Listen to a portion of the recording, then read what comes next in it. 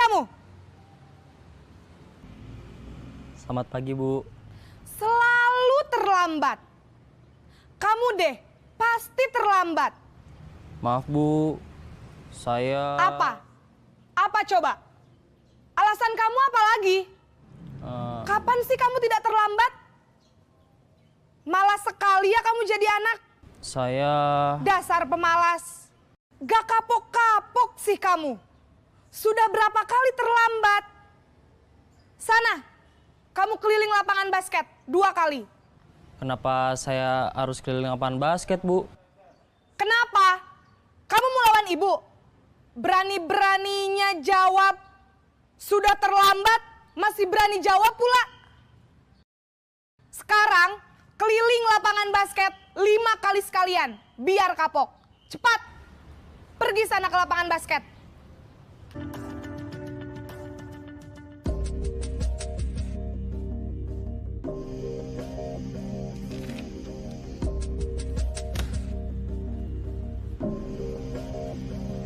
Naren!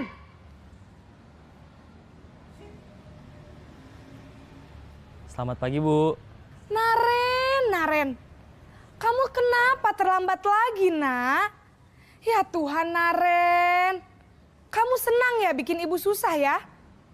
Kalau kamu terlambat lagi, nanti ibu yang ditegur bapak kepala sekolah, nak. Disangka ibu tidak bisa membina kamu. Duh, gimana ini? Maaf, Bu. Duh, Gusti Naren. Kamu suka ya kalau ibu ditegur bapak kepala sekolah? Terus, sekarang ibu harus tulis apa ini di buku absen? Ini kamu sudah sering terlambat loh. Ibu harus apa coba? Maaf, Bu. Maaf sekali. Ya sudah, lain kali jangan bikin ibu susah lagi ya, nak ya. Ibu tidak akan kuat lagi kalau kamu begini terus. Bisa jantungan kalau ibu ditegur bapak kepala sekolah. Sana cepat ke kelas. Maaf ya, Bu. Maaf sekali.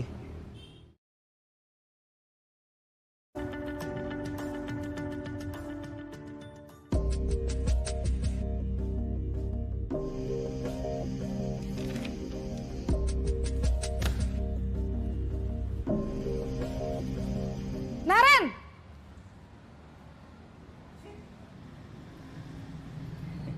Selamat pagi, Bu. Wah, sudah jam berapa ini, nak? Terlambat lagi ya, sayang. Iya, Bu. Habis ibu saya lupa bangunkan saya, Bu. Kamu malah menyalahkan ibu kamu. Kamu bukannya anak yang larinya paling kenceng. Kok terlambat sih? Iya, Bu. Saya memang terlambat bangun tadi. Jadi, biarpun saya lari kencang, tetap gak kekejar, Bu. Ya sudah sana, nanti lain kali larinya lebih kenceng lagi ya. Biar gak terlambat lagi. Bikin seneng ibu, demi ibu. Bisa kan? Bisa lah, Bu. Ya sudah sana masuk kelas. Ibu beresin urusan absen kamu. Kamu ini ada-ada saja.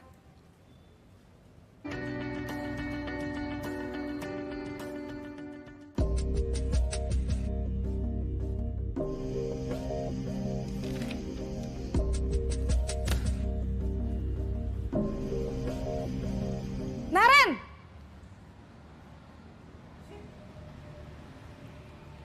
Selamat pagi, Bu. Naren, apa peraturan sekolah kita tentang jam berapa kita harus masuk sekolah, nak? Kita harus di sekolah jam 7, Bu. Iya, betul. Sekarang sudah jam 7.20. Naren sudah tahu konsekuensinya jika terlambat hadir. Paham, Bu. Saya harus tinggal kelas pas jam istirahat selama 20 menit. Iya, benar. Konsekuensinya demikian. Jadi nanti jam 9.30 pas istirahat, kamu harus tinggal di kelas, kerjakan tugas tambahan untuk ketertinggalan kamu, ya? Baik, Bu.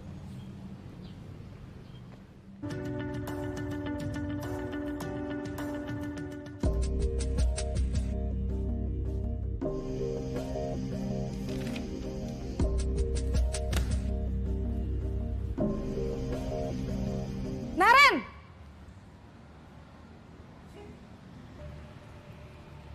Selamat pagi, Bu. Selamat pagi, Naren. Maaf, Bu. Saya terlambat. Iya, sekolah masuknya jam 7, sekarang sudah jam 7.20. Jadi sekarang bagaimana ini, Naren? Maaf, Bu. Saya lupa setel alarm saya semalam. Baiklah, menurut kamu, keyakinan sekolah yang mana yang perlu kamu tingkatkan? Menghargai diri sendiri dan orang lain mungkin ya, Bu.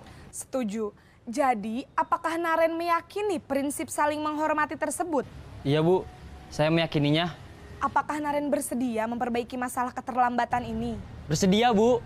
Bagaimana kamu akan perbaiki masalah keterlambatan ini? Saya akan coba untuk tidak lupa menyetel alarm saya, Bu. Baik, kalau Naren lupa menyetel alarm di rumah, ada orang yang kira-kira bisa bantu mengingatkan tidak? Ada, Bu. Kakak saya, Kak Ema. Ada lagi selain Kak Ema? Selain Kak Ema, ada ibu saya. Baik, jadi yang mengingatkan Naren adalah Kak Ema dan ibu kamu ya? Kira-kira akan mulai setel alarm kapan nih, Naren? Setelah pulang sekolah, akan segera saya lakukan. Baik, jadi Naren akan setel alarm untuk bangun besok pagi dan akan diingatkan oleh kakak dan ibunda Naren ya. Ada lagi yang mungkin perlu dilakukan, Naren? Agar tidak terlambat bangun lagi. Tidak ada, Bu. Baik, Naren. Terima kasih untuk kerjasama kamu. Sekarang kamu perlu kembali ke kelas untuk belajar. Baik, Bu. Terima kasih. Tapi gambar saya nggak kelihatan. Nggak apa-apa, Bu. Oke, rekam ya? Sudah direkam ini, Bu. Saya pakai aplikasi. Oh, Kita mulai ya, Bapak Ibu. Selamat siang, salam sejahtera untuk kita semua. Yang terhormat Ibu Kepala Sekolah, Ibu Kusmiati SPD MM. Yang terhormat Bapak Ibu Guru SMP Negeri 9 Penajam Pasir Utara serta staf tata usaha SMP 9 PPU. Terima kasih atas kesempatan yang diberikan bagi kami untuk menyebarkan informasi tentang budaya positif yang telah kami pelajari dalam kegiatan program Guru Penggerak. Pada kesempatan kali ini kami akan melakukan diseminasi dan sebelumnya saya minta untuk Ibu Kepala Sekolah memberikan pembukaan memulai kegiatan hari ini. Dipersilakan kepada Bu Kepala Sekolah.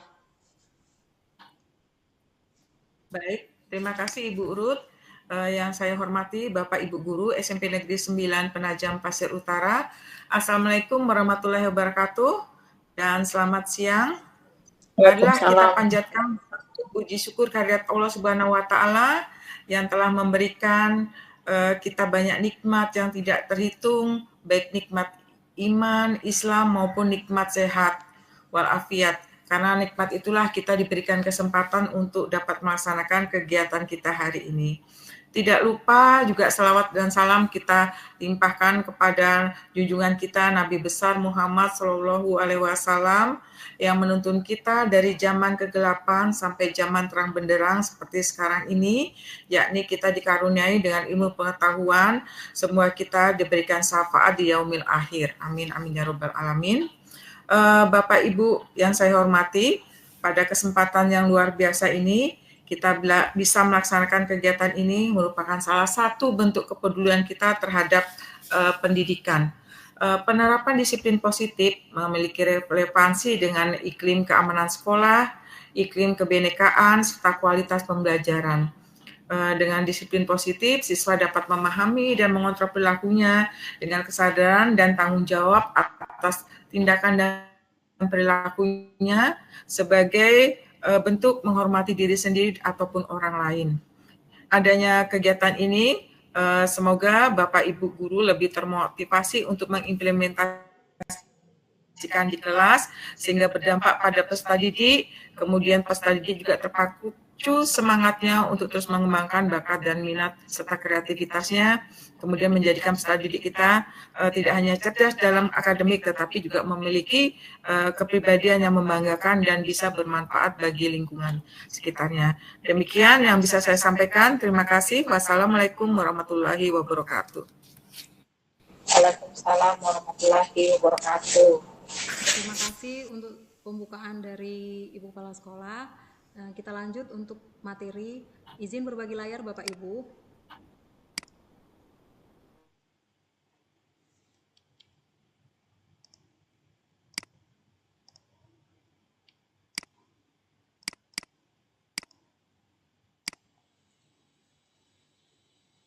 Apa sudah terlihat Bapak Ibu?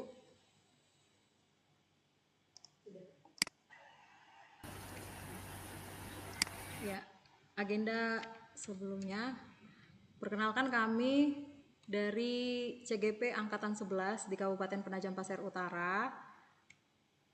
Saya Ruth Angelika Siahaan dan Bu Ira. Selanjutnya, agenda kegiatan hari ini adalah kita sudah sampai di bagian kedua, yaitu perubahan paradigma belajar, disiplin positif, motivasi perilaku manusia, kebutuhan dasar manusia, posisi kontrol restitusi, keyakinan kelas, segitiga restitusi, dan penutup. Baik Bapak Ibu, kita masuk kepada bagian perubahan paradigma pembelajaran. Kita tahu bahwa saat ini Bapak Ibu, bahwa dalam kurikulum Merdeka Belajar, paradigma yang sebelumnya kita gunakan adalah teacher center atau berpusat pada guru, berubah menjadi student center atau berpusat pada murid. Tentunya kegiatan pembelajaran ini harus melibatkan murid secara aktif. Selanjutnya, di sini kami akan membahas tentang disiplin positif. Tapi sebelumnya kita mau membahas dulu bentuk-bentuk apa saja dari disiplin tersebut. Yang pertama, ini adalah hukuman. Mungkin kita udah kenal disiplin hukuman ini, bentuk disiplin ini dari metode yang lama ya Bapak Ibu. Ciri-cirinya hukumannya bersifat satu arah dari guru ke murid, lalu biasanya diberikan karena anak-anak murid melakukan pelanggaran, lalu diberikan secara tiba-tiba tanpa kesepakatan bersama antara guru dan murid. Lalu yang ketiga, cirinya adalah hukuman berupa fisik atau psikis. Terkadang hukuman ini bisa dalam bentuk verbal ataupun fisik. Selanjutnya, disiplin dalam bentuk konsekuensi. Ciri-ciri dari disiplin ini yaitu yang pertama, sudah terencana atau sudah disepakati secara bersama, dan yang kedua, konsekuensi dibuat oleh pihak guru atau sekolah. Jadi memang sudah ada sebelum anak-anak memulai kegiatan sekolah. Dan yang ketiga, konsekuensi akan diterima apabila murid melakukan pelanggaran. Dan selanjutnya pada disiplin restitusi. Disiplin restitusi prosesnya kolaboratif, mengajarkan murid untuk mencari solusi untuk masalah yang mereka buat dan membantu murid berpikir tentang orang seperti apa yang mereka inginkan dan bagaimana mereka harus memperlakukan orang lain. Di sini saya sedikit menjelaskan tentang ciri-ciri dari disiplin restitusi. Di antaranya pertama, restitusi bukan untuk menebus kesalahan, tetapi untuk belajar dari kesalahan. Yang kedua, restitusi untuk memperbaiki hubungan. Dan yang ketiga, restitusi bukan tawaran, tapi bukan paksaan. Yang keempat, restitusi bentuknya menuntun untuk melihat ke dalam diri murid. Selanjutnya, restitusi mencari kebutuhan dasar yang mendasari tindakan murid. Selanjutnya, restitusi fokus pada karakter bukan tindakan. Restitusi menguatkan dan fokus pada solusi. Dan yang terakhir, mengembalikan murid kepada kelompoknya. Selanjutnya, tujuan penerapan disiplin positif ini yaitu terbentuk murid-murid yang berkarakter, disiplin, santun, jujur, peduli, bertanggung jawab, dan merupakan pembelajar sepanjang hayat.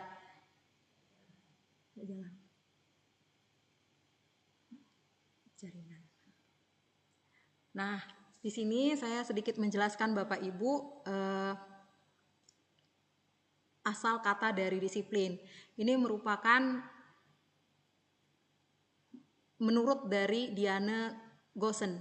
Disiplin berasal dari bahasa Latin yaitu disciplina yang artinya belajar, dan kata disiplina akar katanya yaitu disciple yang berarti murid atau pengikut. Nah, menjadi seorang murid atau pengikut, seseorang harus tahu alasan mereka mengikuti satu aliran atau ajaran tertentu agar motivasi yang terbangun adalah motivasi intrinsik atau yang berasal dari dalam diri.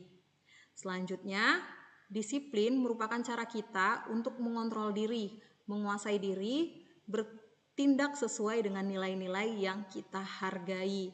Jadi, seperti tadi yang saya jelaskan sedikit di awal Bapak Ibu, bahwa disiplin ada yang bentuknya hukuman, konsekuensi, itu merupakan bentuk disiplin yang berasal dari luar diri atau motivasi ekstrinsik.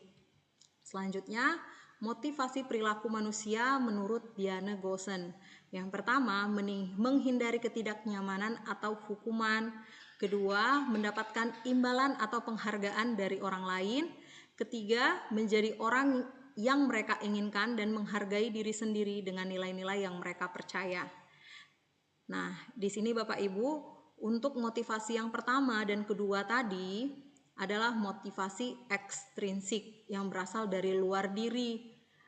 Artinya tidak menetap dalam diri murid tersebut. Bahkan bukan dalam diri murid saja, bahkan dalam diri kita juga sebagai seorang guru.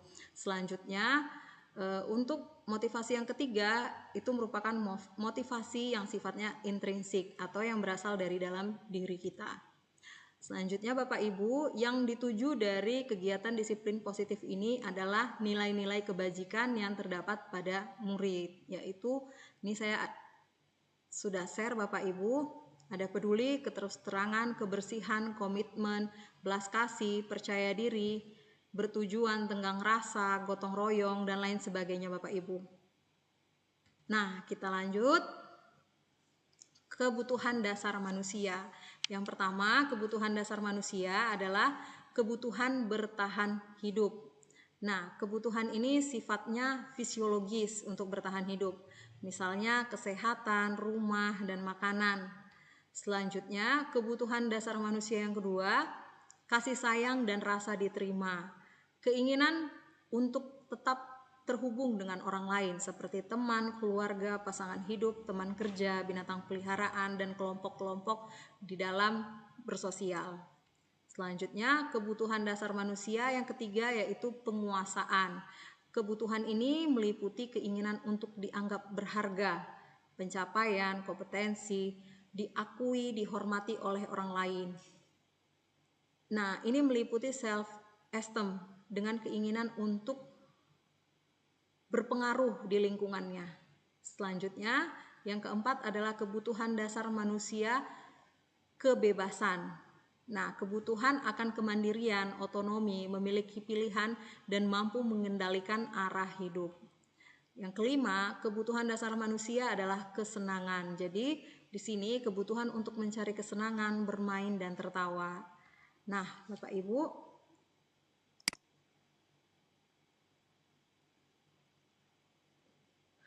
sudah. Nah, demikian materi dari saya tentang kebutuhan dasar manusia, paradigma pembelajaran, dan juga tentang motivasi manusia. Ada yang ingin memberikan pernyataan atau pertanyaan? Silakan, boleh untuk mengangkat tangannya.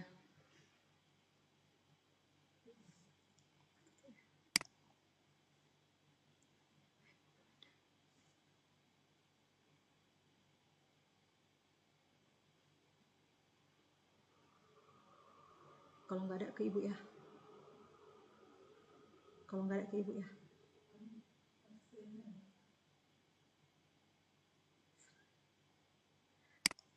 Jika tidak ada, kita lanjut lagi materinya, dilanjutkan oleh Ibu Ira. Boleh Bu Ira?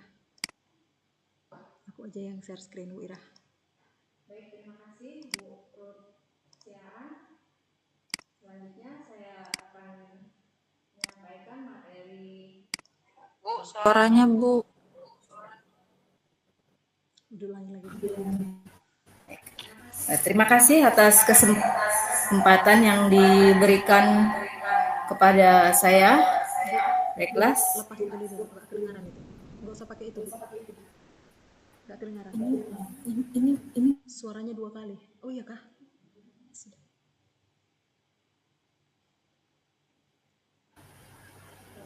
Baiklah, saya akan menyampaikan materi tentang keyakinan kelas. Keyakinan kelas adalah nilai-nilai kebajikan universal yang disepakati secara tersirat dan tersurat lepas dari latar belakang suku, negara, bahasa maupun agama. Nah, di sini keyakinan kelas itu tentu memiliki tujuan untuk mewujudkan disiplin positif kepada peserta didik. Suaranya berdengung.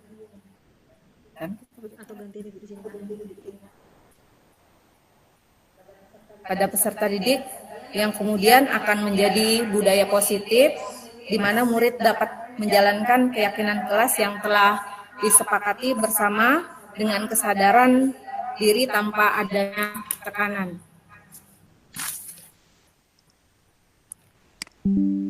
Kecilkan di sini. Ngomong sudah Bu.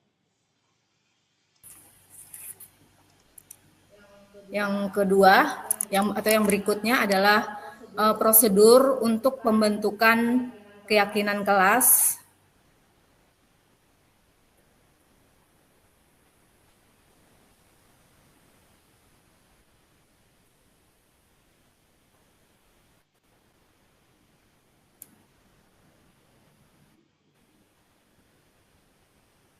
Nah, prosedur dalam pembentukan keyakinan kelas itu ada lima langkah. Yang pertama yaitu dengan memunculkan peraturan kelas. Kemudian yang kedua, mengubah peraturan menjadi kalimat yang lebih positif. Yang ketiga, menyarikan peraturan menjadi keyakinan kelas. Yang keempat, berdiskusi mengenai contoh perilaku yang mencerminkan keyakinan kelas. Dan yang terakhir adalah berdiskusi mengenai peran seluruh warga sekolah. Nah, prosedur ini bisa dilakukan dengan cara berdiskusi ataupun melakukan curah pendapat di dalam kelas bersama dengan murid-murid. Nah, keyakinan kelas bersifat lebih abstrak daripada peraturan yang lebih rinci dan konkret. Keyakinan kelas juga berupa pertanyaan-pertanyaan yang universal. Yang ketiga, pernyataan keyakinan kelas senantiasa dibuat dalam bentuk yang positif, yaitu berupa kalimat-kalimat yang positif.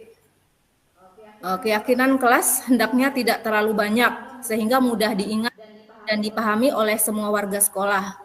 Jadi ketika membuat keyakinan kelas, tidak perlu terlalu banyak, hanya beberapa. Jadi kalau terlalu banyak nanti akan kesulitan untuk diingat oleh murid kita.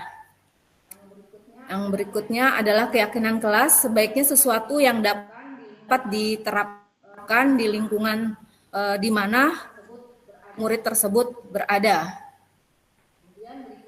Kemudian berikutnya adalah semua warga kelas hendaknya ikut berkontribusi dalam pembuatan keyakinan kelas lewat kegiatan curah pendapat tadi di dalam kelas. Jadi semua warga kelas, yaitu murid-murid kita ajak ikut berkontribusi. Mereka semua diberi kesempatan untuk memberikan pendapatnya. Dan yang terakhir, bersedia meninjau kembali keyakinan kelas dari waktu ke waktu. Jadi misalnya kita membuat keyakinan kelas tahun lalu, nah pada tahun berikutnya bisa kita kembali tinjau apakah masih relevan keyakinan kelas yang kita buat atau akan kita tambah atau akan kita rubah lagi. Ini adalah contoh keyakinan kelas yang bisa kita buat. Misalnya, setiap anggota kelas perlu belajar, setiap anggota kelas perlu senang, setiap anggota kelas perlu melakukan tugas, setiap anggota kelas perlu saling menghargai, setiap anggota kelas perlu merasa aman. Nah, itu contohnya. Kemudian contoh berikutnya, selalu bersikap positif, senantiasa menjadi diri terbaik, kemudian percaya dan menghormati orang lain serta barang miliknya. Yang keempat, berkomitmen terhadap setiap tugas. Yang kelima, senantiasa membantu. Itu contoh kalimat-kalimat untuk keyakinan kelas. Contoh keyakinan kelas berikutnya, hormat. Kami meyakini bahwa sangat penting untuk menghormati semua orang dan barang milik orang lain. Bekerja, kami meyakini bahwa sangat penting untuk mengerjakan segala pekerjaan atau mengikuti kegiatan yang telah ditugaskan. Diterima dan dimiliki, kami meyakini bahwa sangat penting untuk merasa diterima pada suatu kelompok dan saling peduli satu dengan yang lainnya. Baiklah, kita masuk ke posisi kontrol. Posisi kontrol ada 5. Yang pertama adalah sebagai penghukum, yang kedua pembuat rasa bersalah, 3 teman, yang keempat pemantau, yang kelima manajer. Posisi kontrol penghukum ini, guru-guru dalam menerapkan posisi penghukuman sering berkata, yang pertama, patuhi aturan saya atau awas. Nah, itu kata-kata yang sering kali kita munculkan ketika kita menjadi seorang penghukum. Patuhi aturan saya atau awas. Kemudian yang kedua, kamu selalu saja salah. Yang ketiga, pasti selalu yang terakhir selesai. Yang keempat, terlambat lagi, pasti terlambat lagi. Selalu datang terlambat. Kapan bisa datang tepat waktu? Nah, kalimat-kalimat itu sering kali kita munculkan atau kita ucapkan ketika di posisi kontrol sebagai penghukum kepada murid kita. Posisi kontrol penghukum itu menghasilkan kemungkinan murid marah, mendendam, atau bersifat agresif. Bisa jadi sesudah kembali duduk, murid tersebut akan mencoret bukunya atau meja. Kemudian lebih buruk lagi, sepulang sekolah, murid melihat motor Bapak Ibu guru akan menggores kendaraan tersebut dengan paku. Nah, itu adalah akibat dari posisi kontrol yang kita lakukan. Bisa jadi ketika kita menghukum anak, dia patuh, tetapi hanya dalam waktu singkat saja, tidak dalam waktu lama. Ya, tadi yang akhirnya anak tadi akan timbul rasa jengkel, bahkan dendam kepada gurunya, sehingga tadi dilakukanlah hal-hal tadi misalnya seperti merusak motor Bapak Ibu gurunya, dan bisa bertambah lebih ekstrim dari sikap dari anak tersebut. Posisi kontrol pembuat rasa bersalah. Yang kedua, guru-guru menerapkan posisi pembuat rasa bersalah sering berkata, Ibu sangat kecewa sekali dengan kamu. Berapa kali Bapak Ibu harus memberitahu kamu ya? Gimana coba kalau orang tua kamu tahu kamu berbuat begini? Terus kamu ini bagaimana ya? Kamu sudah berjanji dengan ibu tidak akan lambat lagi. Kamu kenapa? Dia senang sekali mengecewakan ibu. Ibu benar-benar kecewa sekali.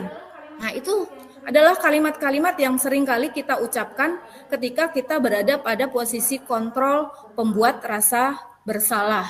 Nah, posisi kontrol pembuat rasa bersalah ini akan menimbulkan murid akan merasa bersalah. Nah, ketika itu dia akan merasa bersalah telah mengecewakan ibu atau bapak gurunya. Murid akan menjadi orang yang gagal dan tidak sanggup membahagiakan orang lain. Dengan kata lain, dia bisa menjadi minder. Kadangkala sikap seperti ini lebih berbahaya dari sikap penghukum, karena emosi akan tertanam di dalam murid. Karena murid tadi menahan perasaan, tidak seperti murid dengan guru penghukum, di mana murid bisa menumpahkan amarahnya walaupun dengan cara negatif. Murid tertekan seperti ini yang tiba-tiba meluas amarahnya dan bisa menyakiti diri atau orang lain. Jadi bisa menimbulkan hal yang lebih parah daripada posisi penghukum tadi, karena anak tadi akan menjadi penendam. Bukan hanya pendam, dia akan memendam perasaannya. Tidak bisa meluapkan karena dia merasa sudah insecure dengan dirinya sendiri karena sering disalahkan. Seperti itu, Bapak Ibu. Yang ketiga adalah posisi kontrol sebagai seorang teman. Guru-guru yang menerapkan posisi sebagai teman ini pada umumnya sering berkata, ayo bantulah demi Bapak ya, ayo ingat, tidak bantuan Bapak selama ini. Ya sudah, kali ini tidak apa-apa, nanti Ibu bantu bereskan. Ayo Adi, bagaimana sih kamu? Kemarin kamu sudah janji ke Bapak, bukan? Kenapa terlambat dulu sana? Nanti Pak Guru bantu kamu ini, sambil tersenyum-senyum. Jadi posisi kontrol yang seperti ini yang sering juga tanpa sadar kita lakukan, sehingga menimbulkan akraban antara murid dengan guru. Murid merasa senang. Oh, tidak apa-apa, saya ribut. Toh Bapak ini akrab dengan saya. Nah, ini termasuk dampak yang positif. Hanya saja di sisi negatif murid menjadi tergantung pada guru tersebut. Bila ada masalah, dia merasa bisa mengandalkan guru tersebut untuk bisa membantunya. Akibat lain dari posisi teman ini, Adi akhirnya akan berbuat sesuatu yang bila ada yang menyuruhnya. Jadi dia akan berbuat baik jika ada guru tersebut sebagai posisi kontrol teman tadi. Nah, belum tentu berlaku dengan guru yang lain. Dia hanya patuh pada guru tertentu yang dianggapnya, menurutnya berpihak kepada murid tersebut. Jadi posisi negatifnya itu tadi, tidak pada semua guru dia akan bersikap patuh.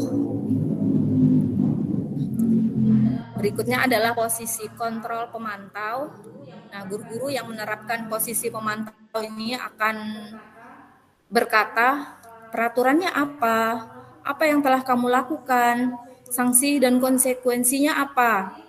Nah, jadi kita selalu mengacu pada peraturan-peraturan yang sudah ada untuk memantau anak-anak tadi. Posisi kontrol pemantau, contohnya seperti ini, Bapak Ibu, bisa dilihat di layar bentuk percakapannya. Nada, suara, bahasa tubuh. Misalnya Pak Guru, Adi, tahukah kamu jam berapa kita mulai? Adi menjawab, tahu Pak. Guru, kamu terlambat 15 menit. Apakah kamu sudah mengerti konsekuensi yang harus dilakukan bila terlambat? Nah, Adi menjawab, paham Pak, saya harus tinggal kelas pada jam istirahat nanti dan mengerjakan tugas ketertinggalan saya. Guru, ya benar, nanti pada saat jam istirahat, kamu harus tinggal di kelas untuk menyelesaikan tugas yang tertinggal tadi. Saya tunggu. Nah, posisi kontrol pemantau ini, murid memahami konsekuensi yang harus dijalankan karena telah melanggar salah satu peraturan sekolah. Guru tidak menunjukkan suatu emosi yang berlebihan, menjadi marah, atau membuat merasa bersalah. Murid tetap dibuat tidak nyaman, yaitu dengan harus tinggal kelas pada waktu jam istirahat dan mengerjakan tugas. Guru tetap harus memantau murid pada saat mengerjakan tugas di jam istirahat, karena murid tidak bisa ditinggal seorang diri. Jadi harus selalu ada pemantau baru murid tadi mau melakukan yang sesuai diperintahkan. Yang kelima atau yang terakhir adalah posisi kontrol manajer. Nah, guru-guru yang menerapkan posisi manajer biasanya akan berkata, apa yang kita yakini? Kembali ke keyakinan kelas yang sebelumnya telah dibuat bersama anak-anak tadi. Ketika kita di posisi sebagai control manager, kita bisa mengingatkan kembali, mengulas kembali keyakinan kelas yang telah disepakati, telah dibuat ketika ada seorang murid kita melakukan tindakan yang tidak seharusnya. Selanjutnya, apakah kamu yakininya? Jika kamu yakininya, apa kamu bersedia memperbaikinya? Jika kamu perbaiki ini, hal ini menunjukkan apa tentang dirimu? Apa rencana kamu untuk memperbaiki hal ini? Jadi kalimat-kalimat ini diucapkan ketika kita sebagai di posisi pengontrol atau sebagai manajer untuk murid-murid kita. Pada posisi manajer, maka semua guru itu sebaiknya tulus. Tidak perlu marah, tidak perlu meninggikan suara, apalagi menunjuk-nunjuk jari ke murid, berkacak pinggang atau bersikap seolah-olah menyesal, tampak sedih sekali akan perbuatan murid ataupun bersenda gurau menempatkan diri sebagai teman murid. Fokus pada murid bukan untuk membahagiakan guru atau orang tua. Murid sudah mengetahui adanya suatu masalah dan sesuatu yang perlu terjadi. Bila guru mengambil posisi pemantau, guru akan melihat apa konsekuensi, apa peraturannya. Namun pada posisi manajer, guru akan mengembalikan tanggung jawab pada murid untuk mencari jalan keluar permasalahannya, tentu dengan bimbingan murid. Nah, dari kelima posisi atau posisi kontrol ini, yang paling terbaik adalah kontrol manajer. Nah, Bapak Ibu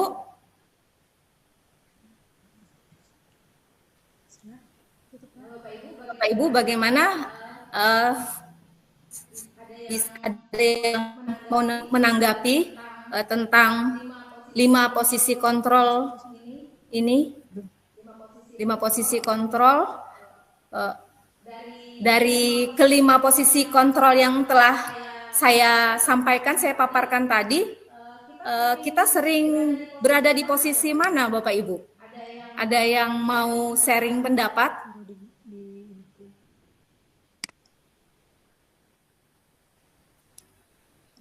Bu Hamidah?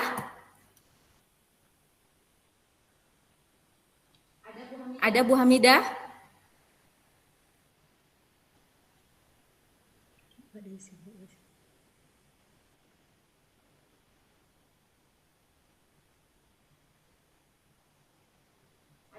Ada Bu Hamidah? Kita sering berada posisi kontrol mana baru taruh di pesan. Silakan dituliskan gitu. Atau Bu Hamidah ke belakang sebentar, Bu. Ya, Bu Anita, kalau bisa Bu Anita. Bu Anita, dari kelima posisi kontrol yang sudah saya jabarkan tadi, apakah ada posisi yang sering Bu Azizah lakukan atau yang pernah Bu Azizah lakukan? Ada kelima posisi kontrol tadi sebagai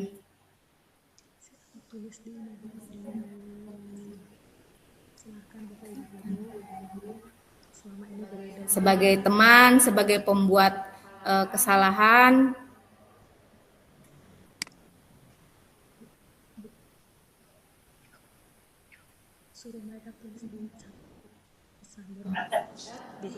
Bisa dituliskan di chat. Bisa dituliskan di chat. Bisa sambil ditampilkan share screen-nya, Bu. Tampilkan dulu. Yang tadi. Yang ini. Sudah kan? Oh. Baik, Ibu, mungkin dari yang posisi kontrol ini ada beberapa yang saya lakukan di kelas gitu, Bu ya. Kelihatan. Seperti yang pertama ini biasanya saya menggunakan metode pendekatan teman gitu, Bu. Supaya mereka bisa leluasa menyampaikan pendapatnya, argumennya kepada gurunya agar tidak sungkan. Tapi sebagai teman pun saya akan memberi batasan kepada siswa bahwasanya saya adalah gurunya, seperti itu, Bu. Kemudian kalau untuk penghukum mungkin tidak bisa dipungkiri, Bu. Kadang-kadang masih ada sisi saya bisa menghukum anak tanpa apa ya, Bu. Tapi melihat juga hukuman apa yang kiranya sesuai, tidak begitu memberatkan bagi siswa. Seperti itu mungkin dari saya, Bu. Iya, baik, terima kasih atas pendapat yang diberikan oleh Bu Anita. Iya, memang kadang tanpa kita sadari kita sering melakukan atau berada pada posisi kontrol tertentu yang tidak seharusnya kita lakukan. Bu Azizah, ada yang ingin disampaikan?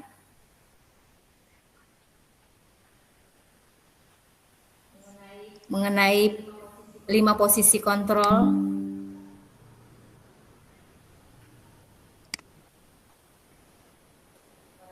Dari 5 posisi kontrol yang saya jelaskan, Bu Azizah berada pada posisi kontrol yang mana sering Ibu Azizah lakukan?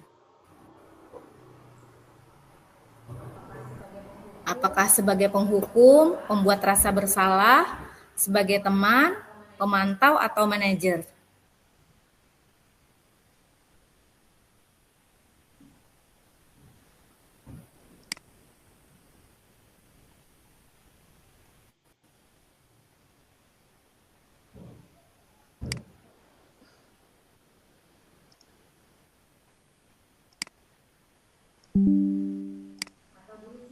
Atau Bu Rusidah?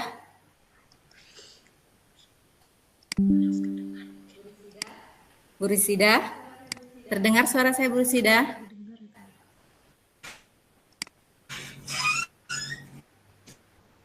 Suruh ketik Dini aja, Bu. Dini pesan. Ada Bu Hamida. Taruh aja di pesan. Di pesan. Bapak Ibu silakan menuliskan. Ada kode di pesan.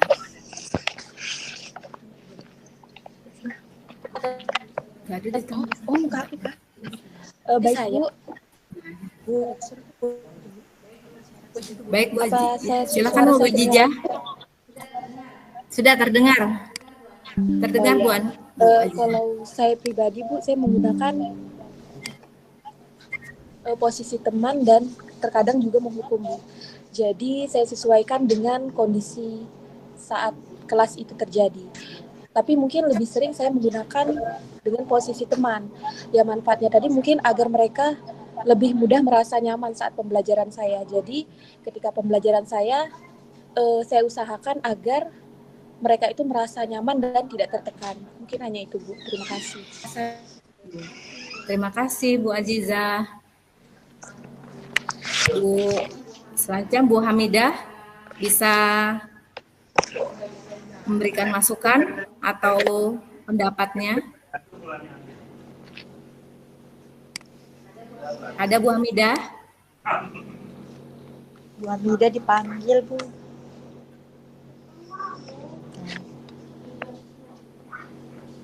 Bu Hamidah Bu keluar Hamidah. sepertinya, Bu. keluar ya. karena gangguan jaringan.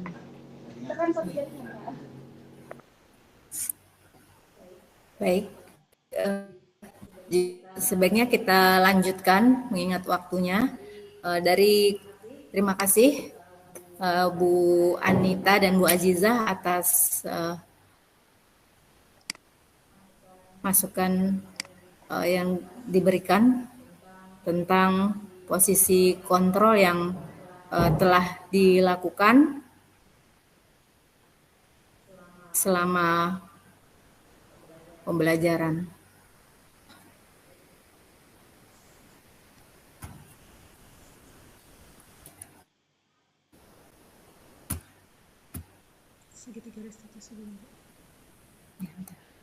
Selanjutnya akan saya lanjutkan untuk segitiga restitusi. Segitiga restitusi adalah suatu pendekatan yang dilakukan kepada murid melalui hal-hal yang positif yang membawa kebaikan untuk murid kita. Adapun langkah-langkah dari segitiga restitusi itu, yang pertama adalah menstabilkan identitas, kemudian yang kedua adalah validasi tindakan yang salah, yang ketiga yaitu menanyakan keyakinan.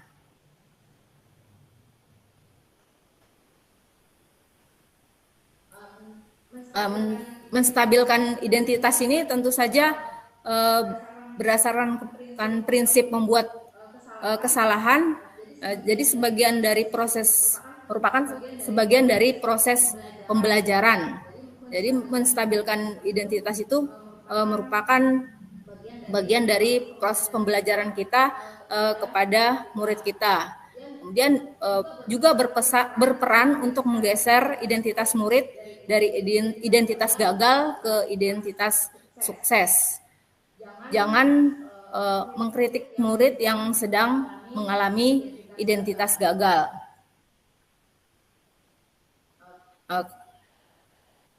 Dalam menstabilkan identitas ini, kita mengajukan pertanyaan kepada murid kita bahwa ketika murid kita membuat kesalahan adalah sesuatu yang wajar. Manusia tidak ada yang sempurna, kita bisa memperbaiki masalah yang telah ditimbulkan oleh murid kita. Nah, saya tidak menanyakan kesalahannya, tetapi fokus memperbaiki masalah yang telah dibuat oleh murid. Apakah saat ini kamu telah menjadi orang yang baik untuk dirimu? Yang kedua, yaitu validasi tindakan yang salah. Validasi tindakan yang salah itu merupakan sesuatu yang berdasarkan prinsip bahwa setiap perilaku berupaya untuk memenuhi suatu kebutuhan tertentu. Guru akan bergeser dari pemikiran stimulus respon menjadi proaktif. Kemudian yang ketiga, mengenali dan mengakui kebutuhan murid ini dalam memperbaiki hubungan dengan murid yang lain. Pernyataan atau pertanyaan disampaikan dengan nada suara tidak menghakimi atau memojokkan.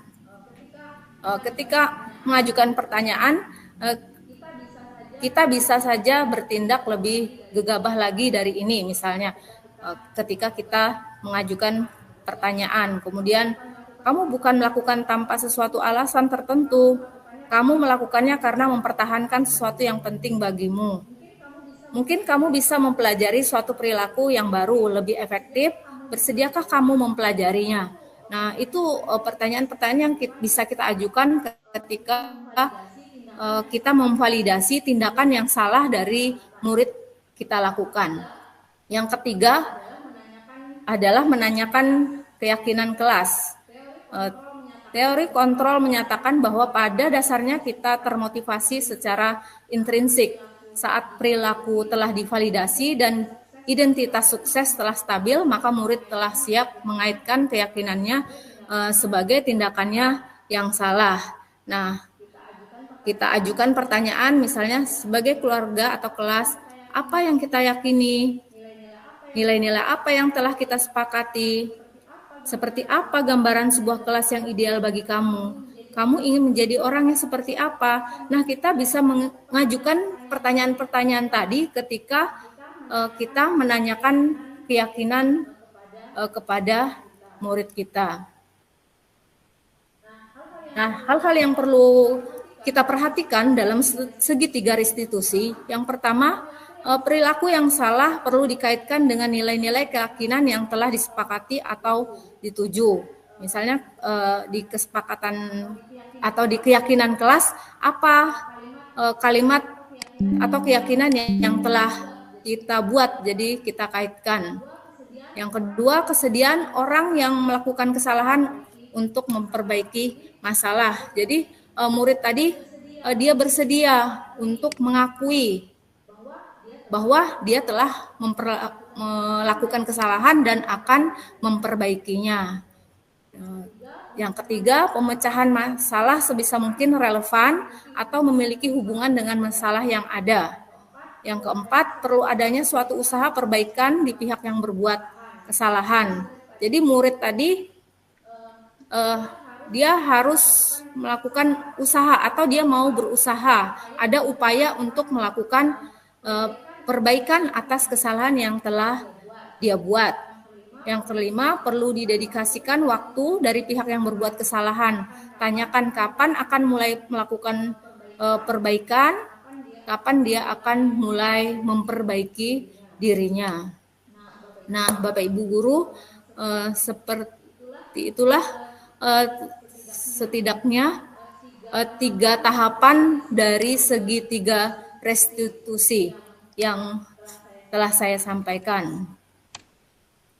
Dengan mengajukan pertanyaan-pertanyaan yang bermakna tadi kepada murid kita, dengan memahami struktur penerapan segitiga restitusi, diharapkan guru dapat menerapkan posisinya sebagai manajer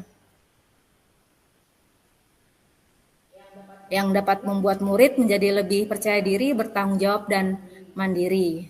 Nah, Bapak Ibu, kita bisa melakukan 3 tahapan segitiga restitusi tadi ketika kita menyelesaikan permasalahan yang ada pada murid kita.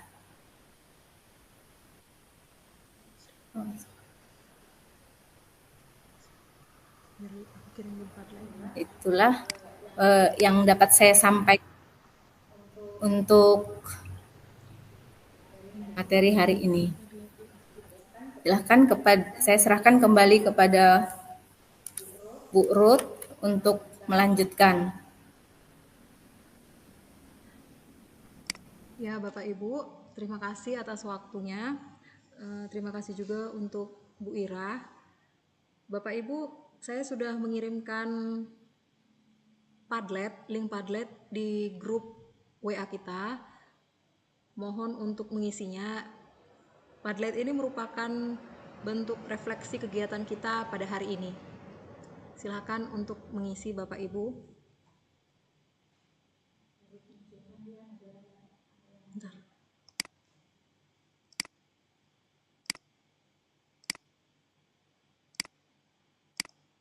Silakan diisi namanya ya Bapak Ibu.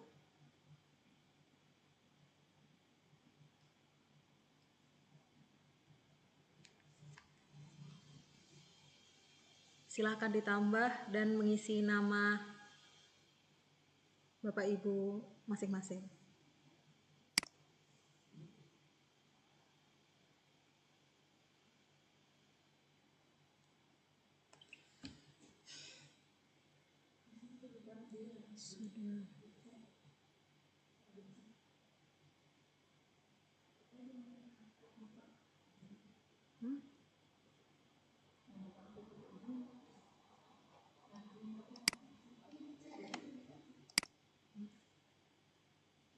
Oh iya.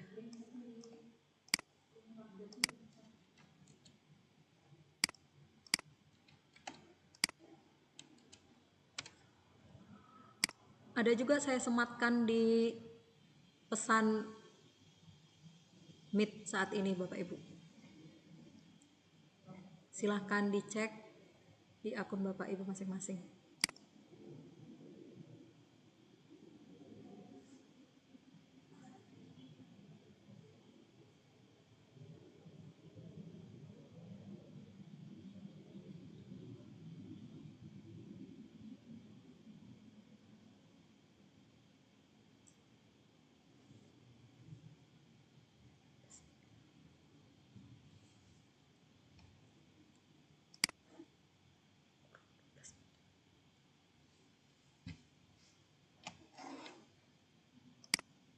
Di sini sudah diisi sama Bu Hamidah.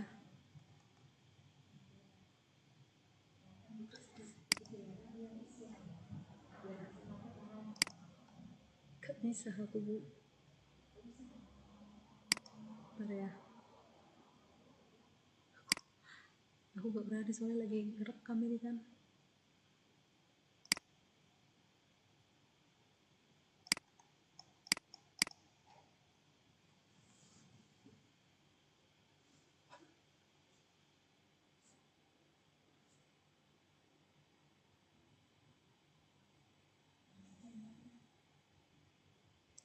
Sampai terisi aja semua.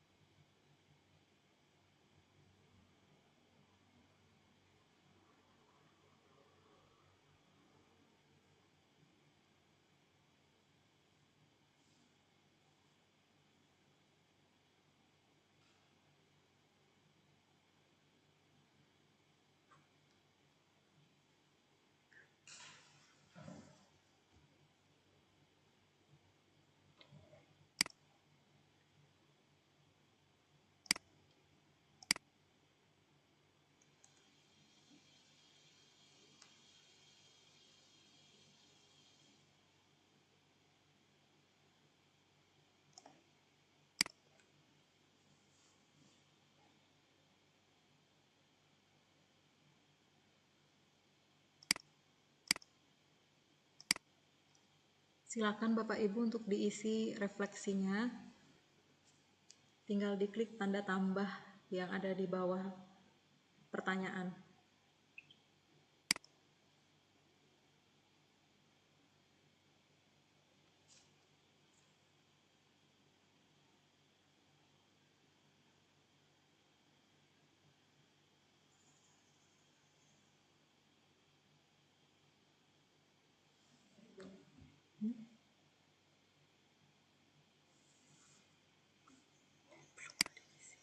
Baru udah ini sih.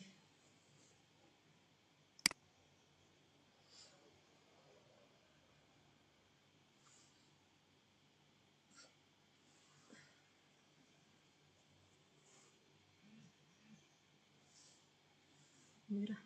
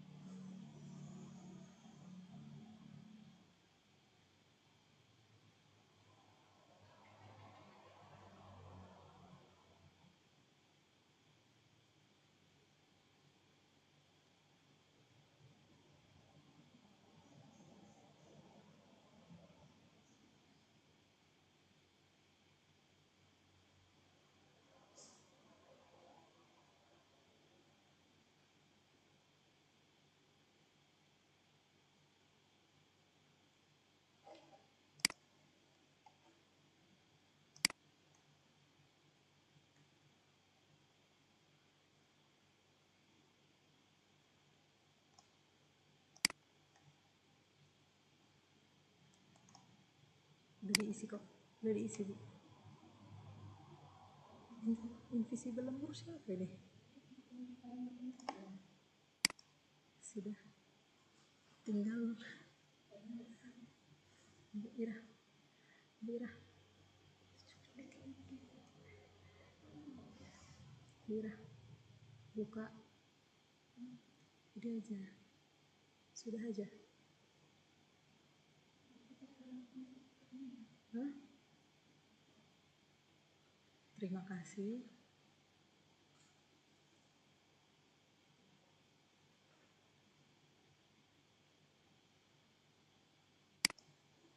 Baik Bapak Ibu,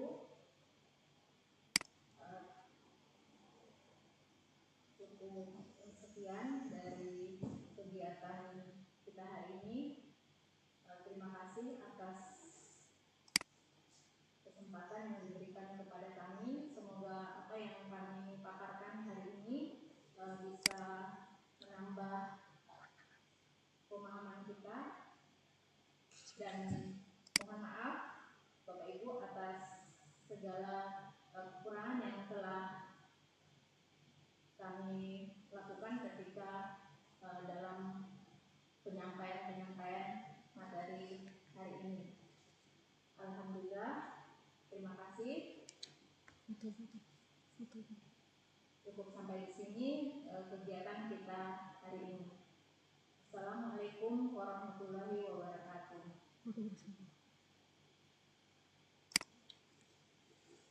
Ya Bapak Ibu boleh live dari Meet ini. Terima kasih.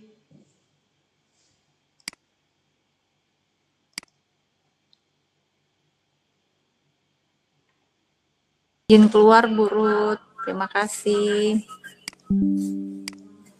Kenapa Bu Hamidah? Ya.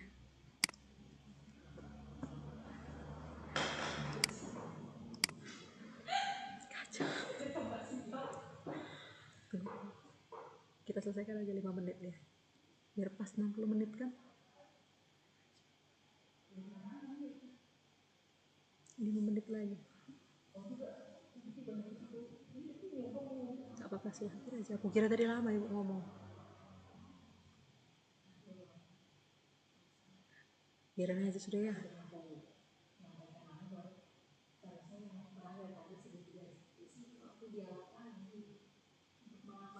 Aku tadi materiku sedikit sekali tadi.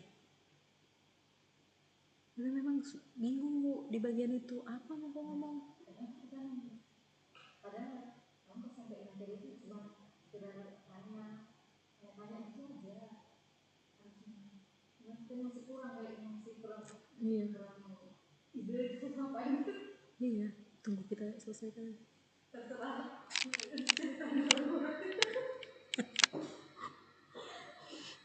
Aku yang kacau yang tadi terakhir tenang.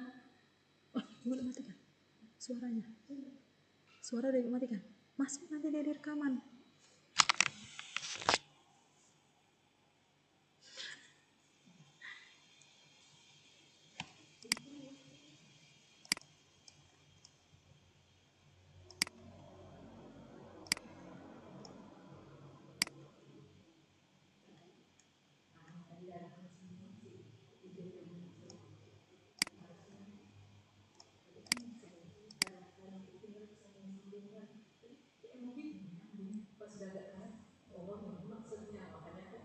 Enggak, memang agak selesaikan aja lah dulu.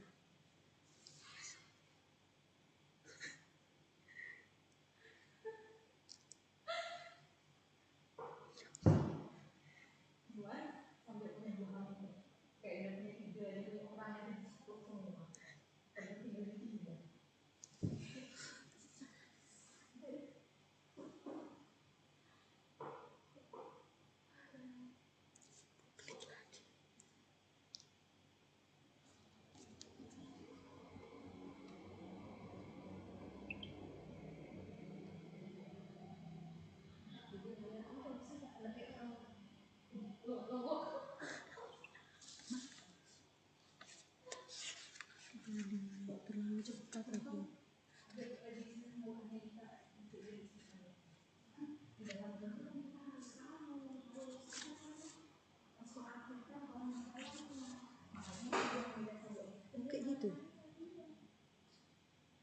itu sudah, tapi kan tadi aku bilang ada pernyataan kah, pertanyaan, diem aja semua.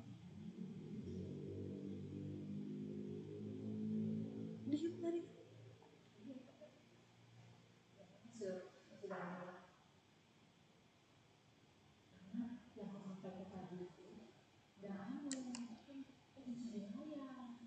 Nggak muncul. Nggak gerak. Astaga. Pindah.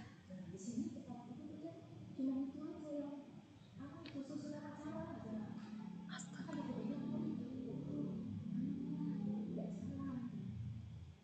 Kurang kuat sore itu tadi, nggak benar.